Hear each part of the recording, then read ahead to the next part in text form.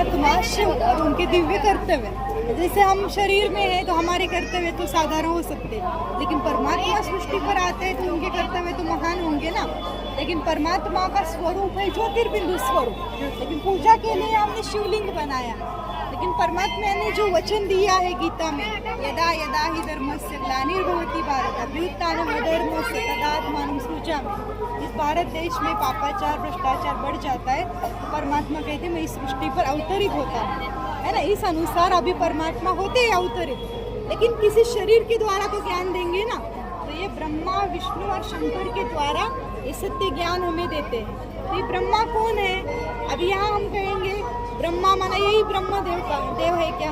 वही ब्रह्मदेव, लेकिन उनका साधारण स्वरूप दिखाया है, क्योंकि परमात्मा ने कहा है मैं साधारण वेश धारण करता हूँ और इनके द्वारा सत्य ज्ञान सुनाता हूँ।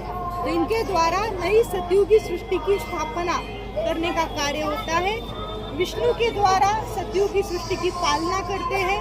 इसलिए विष्णु के हाथ में क्या है? 4 अलंकार है। विष्णु की 4 भुजाएं माना, 2 भुजा लक्ष्मी की, 2 भुजा नारायण की, है ना। चतुर्भुज दिखाया है। एक हाथ में शंख दिखाया है। शंख माना क्या है?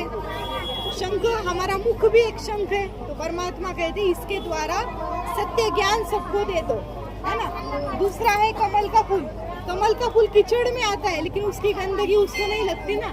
जैसे परमात्मा कहते सबके बीच में रहो, लेकिन किसी के भी कमी कमजोरियों का अवगुण हमें लगने नहीं देना, इतना डिटैच हमें रहना है। फिर ये विकारों पर जीत पाई है। देवताओं में कोई भी प्रकार के विकार, काम क्रोध लोभ मोह अहंकार आलस्य चिड़चिड़ापन नफरत द्वेष कुछ नहीं होता ना।